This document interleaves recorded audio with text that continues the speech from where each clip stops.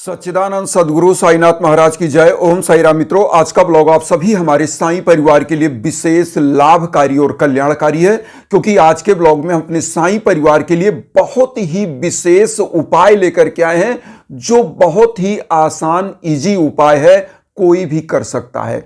इस उपाय से आपके जीवन में अगर आर्थिक दिक्कतें चल रही हैं, आर्थिक तंगी चल रही, वो भी दूर होती है। बिजनेस व्यापार का अगर दिक्कत चल रहा है तो 100% उसमें आपको सफलताएं मिलती हैं। नौकरी, अगर युवा बच्चे बच्चियां जो जॉब के लिए प्रिपरेशन कर रहे हैं, वो अगर इस उपाय को करते हैं तो उसमें 100% सफलता मिलने के चांस बनते हैं। और जिनके संतान प्राप्ति में दिक्कत चली है, उनके लिए भी यह बहुत ही लाभकारी और कल्याणकारी उपाय है, क्योंकि ये उपाय केवल और केवल जो मंदार होता है, मंदार का वृक्ष का उपाय है। और कैसे करना है मैं आपको सब बताऊंगा, जिसको कहीं आकड़ा बोलते हैं, आकड़े का पुष्प आप जानते होंगे, कहीं मंदार बोलते हैं, कहीं पर आर्क बोलते हैं, अलग अलग नाम है इसके, क्योंकि यह भगवान शिव के भी उपासना में काम आता है यह वृक्ष, और भगवान गणेश का साक्षात रूप माना जाता है। तो ये आपको बल, बुद्धि, विद्या, धन, पुत्र, लक्ष्मी, यश, कीर्ति, पद, प्रतिष्ठा देता है, और सूर्य का भी यह प्रतिनिधित्व करता है। आप लोगों के लिए जो ये उपाय लाए हैं, ये कैसे करना है, क्या क्या विधि है, आप जान लें। देखिए, इस जो आक का वृक्ष होता है, जो हम आपको स्क्रीन पर दिखा रहे हैं, आप ये देख लीजिए। ये जो वृक्ष होता है, इसकी जड़ को आपको लाना है। जड़ को किस योग में लाना है, यह ध्यान दीजिए आप।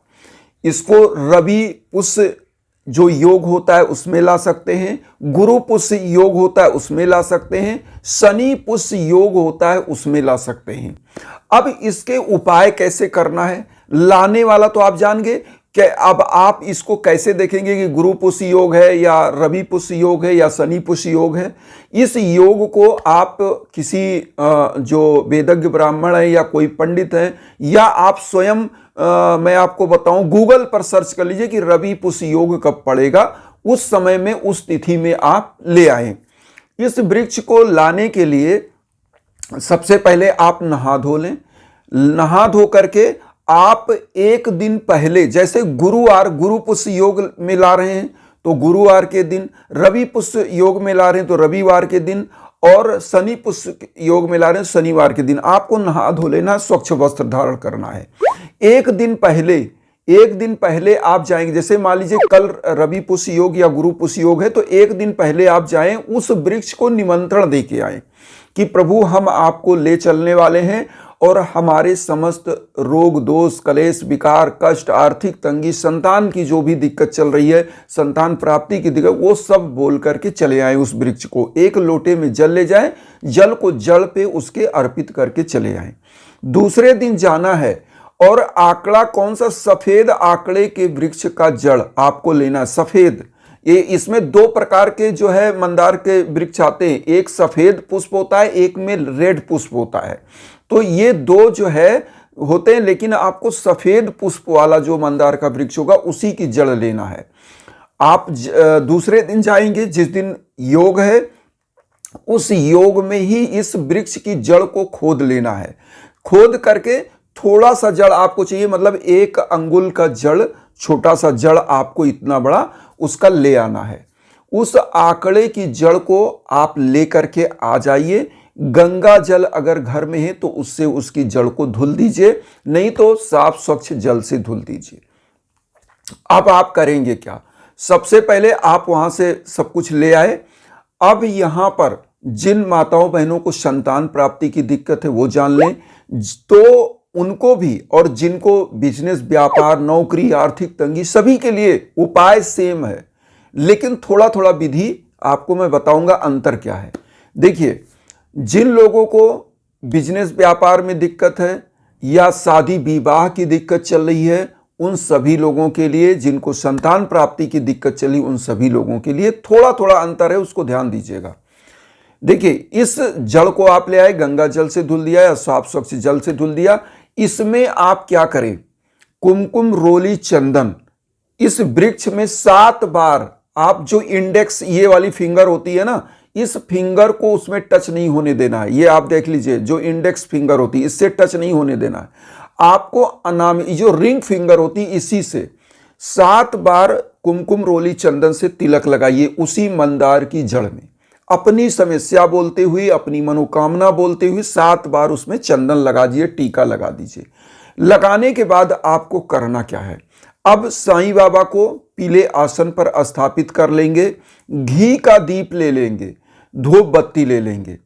अब जिनके शादी विवाह में दिक्कत चल रही है वह गुरु पुष्य नक्षत्र में इस उपाय को करेंगे। गुरु पुष्य नक्षत्र में शादी विवाह में, व्यापार में, या उनके किसी भी प्रकार की ऐसी दिक्कत जहां आर्थिक स्थिति की दिक्कत है तो वह 2 समय में इसको कर सकते हैं, गुरु पुष्य में या रवि पुष्य में। तो अब यहां पर आपको करना क्या है कि मान लीजिए गुरु पुष्य नक्षत्र में आप लेकर आए, आपके यहां संतान प्राप्ति, शादी विवाह की दिक्कत चल रही है तो गुरु पुष्य नक्षत्र में आप करेंगे। गुरु पुष्य नक्षत्र के दिन आप अब इसको चंदन लगा लिए।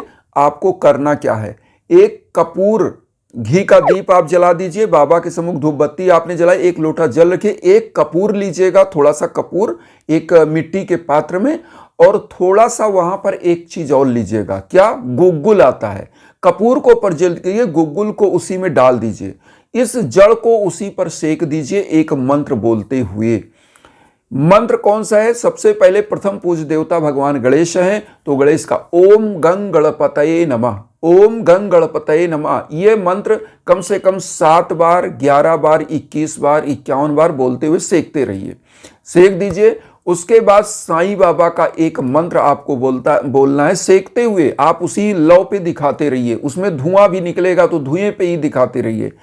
आपको मंत्र क्या बोलना है, ओम सर्व मंगल कराय नमः, ओम सर्व मंगल कराय नमः कम से कम 11 बार आपको बोलना है। उसके बाद इस जड़ को क्या करना है, जिनको संतान प्राप्ति की दिक्कत है, जिनको जो है शादी विवाह में दिक्कत चल रही है, और अगर वो किसी लड़के से प्रेम कर रहे हैं, लड़के का नाम पता है तो वह कहते हुए, उस लड़के का नाम कहते हुए इसको पीले कपड़े में बांध ले। पीले कपड़े में बांध के, जैसे जिनको शादी विवाह में दिक्कत है दाहिनी भुजा में बांध लेना है, दाहिनी भुजा में बांधें। जिनको संतान प्राप्ति की दिक्कत है तो वह संतान प्राप्ति की प्रार्थना के लिए अपना बोल करके मंत्र को और वो सेक करके कमर में बांधना है। कमर में कैसे बांधना है, लाल जो धागा होता है ऐसा लाल धागा ले लें, जो माताएं बहनें वो अपनी कमर में इस जो है मंदार के जड़ को गुरु पुष्य नक्षत्र में गुरुवार के दिन ही इसको बांध लेना है। और जैसे मैंने बताया साफ सफाई स्वच्छता के साथ स्नान ध्यान करने के बाद पूजन में आप बैठेंगे तो उसी समय पूजा के बाद जैसे आपने पूजा किया, सेक लिया, सब किया तो बांध लेना है।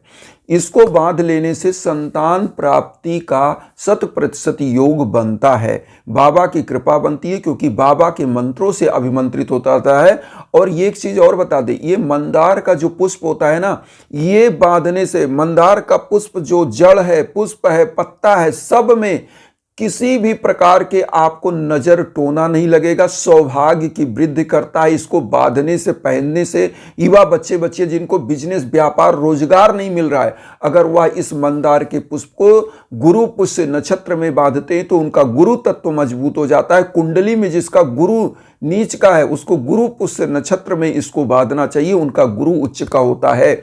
और रवि पुष्य नक्षत्र, अब आता है रवि पुष्य नक्षत्र में किसको करना चाहिए, जिसका सूर्य एकदम डाउन स्थिति में चल रहा हो कुंडली में, तो सूर्य के लिए, और जिनके घर परिवार में दिक्कतें चल रही हो, लड़ाई झगड़ा चल रहा हो, कलह का चल रहा हो, बिजनेस व्यापार में घाटा लग रहा हो, आर्थिक तंगी चल रहा हो, गुरुवार के दिन आपको इसको करना है। सेम यही उपाय, सेम यही मंत्र जो मैंने बताया गणेश भगवान का ओम गंग गणपतये नमः 7 बार, 11 बार, 21 बार, 51 बार बोलते हुए गुग्गुल और कपूर के उसमें लौ में सेक लीजिए।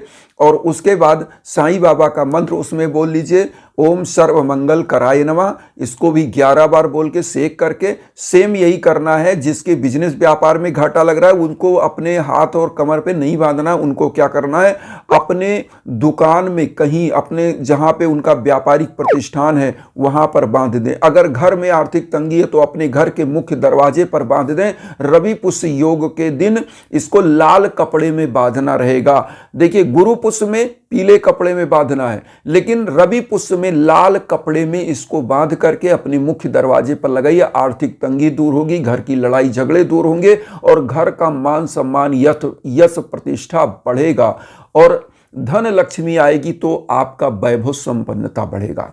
अब आता है शनिवार को शनि पुष्य योग जो आता है। शनि पुष्य में किसको बांधना चाहिए? शनि पुष्य योग में बांधने से किसी भी प्रकार की तंत्र मंत्र क्रिया बाधा अगर आपके ऊपर की गई है तो आपके घर पर अगर किया गया, घर में बांधिए काले कपड़े में। काले कपड़े में इसको केवल बांधना है। उपाय सेम यही है और काले कपड़े में आपको बांधना है। अपने घर में या व्यापारिक प्रतिष्ठान पर अगर नजर की आपको शंका है कि नजर लगी हो, घर पे नजर लग रहा हो, कोई तंत्र मंत्र कर रहा हो, तो इसको घर के मुख्य दरवाजे पर बांधिए या अपने व्यापारिक प्रतिष्ठान के मुख्य दरवाजे पर बांधिए। जो मैंने जैसे फिर एक बार मैं दोहरा दूं, जो संतान प्राप्ति या विवाह में दिक्कत है वह गुरु पुष्य नक्षत्र में, नौकरी की दिक्कत चल रही है गुरु पुष्य नक्षत्र में बांधेंगे पीले कपड़े में। रवि पुष्य नक्षत्र में जिनको घर में आर्थिक तंगी चल रही है या बिजनेस व्यापार में घाटा चल रहा है तो रवि पुष्य नक्षत्र में। शनिवार के दिन जिनके घर में जो है शनि की कुंडली में अगर बाधा चली तो वो बांधेंगे। शनि पुष्य से उनके घर पर तांत्रिक क्रिया या किसी प्रकार का टोना टापर कुछ भी किया गया हो तो बांधें। अगर इस जो मदार की जड़ है इसको अपने पर्स में रख लेते हैं अभिमंत्रित करके तो लोग, ऐसी मान्यता है कि रवि पुष्य या गुरु पुष्य योग के दिन तो आपका पर्स पैसे से भरा रहता है। ये बहुत ही इजी उपाय है, चूंकि गुरु के मंत्र से और भगवान गणेश के मंत्र से। और एक चीज यहां और बता दें, सोमवार के दिन अगर आंकड़े के पुष्प को 11 पुष्प को लेकर के भगवान शिव के मंदिर में जाएं, शिवलिंग पर अर्पित करें, 1 लोटा जल चढ़ा दें तो निश्चित रूप से आपकी सौभाग्य का उदय हो जाता है। साईं बाबा को आंकड़े के सफेद पुष्प का अगर माला पहनाया जाए तो भी बाबा अति प्रसन्न होते हैं। आपने देखा होगा कि साईं बाबा को आंकड़े के पुष्प का भी माला वहां पहनाया जाता है, क्योंकि साईं को भोलेनाथ का भी अवतार, इसीलिए साईं नाथ कहते हैं, भोलेनाथ का भी अवतार माना जाता है। तो बाबा गुरु है, गुरु के रूप में उनकी पूजा करके आंकड़े का पुष्प आप पहनाइए, निश्चित रूप से कल्याण होता है। आज मैं आप लोगों को एक बहुत ही अच्छी खुशखबरी सुना दूं। हमारे पास 4 लोगों का जिनका मैंने हवन किया था, एक को संतान प्राप्ति की दिक्कत थी, वो रहने वाले हैं पश्चिम बंगाल के मुखर्जी परिवार, उनको बहुत बहुत बधाई, उनको पुत्र रत्न की प्राप्ति हुई है। एक जो है छत्तीसगढ़ के हैं साहू परिवार, उनके बच्चे को नौकरी नहीं मिल रही थी, उनके लिए किया गया था। उनके बच्चे MBA किया हुआ था, बहुत अच्छे पैकेज पर उसको जॉब मिला, उनको भी बहुत बहुत बधाई, उनके लिए यज्ञाजन हवन हुआ था। इसी प्रकार से तीसरा आया है जो है ये है आसाम से हैं, उनके लिए किया गया था। उनके यहाँ क्या था दिक्कत, उनके घर परिवार में किसी भी बच्ची को जॉब नहीं मिल रहा था। उनके 3 बच्चे थे, तीनों जो है, एक बच्ची थी जो MBA करी हुई थी, 2 बच्चे थे जो BTech किए होते, तीनों असफल थे। तीनों के लिए किया गया 3 बार और आज प्रभु की माया तीनों को खुशखबरी मिली, तीनों को बहुत अच्छे जगहों पे जॉब मिला। तो बहुत बहुत बधाई। और आप सभी लोगों से कहते हैं कि अगर आप लोग भी कोई भी दिक्कत चल रही हो, संतान प्राप्ति, विवाह में या किसी भी दुर्भाग्य चल रहा हो, किसी भी क्षेत्र में आपका बिजनेस व्यापार घाटे में, तो ऐसे समयों में यज्ञ याजन हवन जरूर कराइए, अपने नाम गोत्र पर संकल्प करा कर।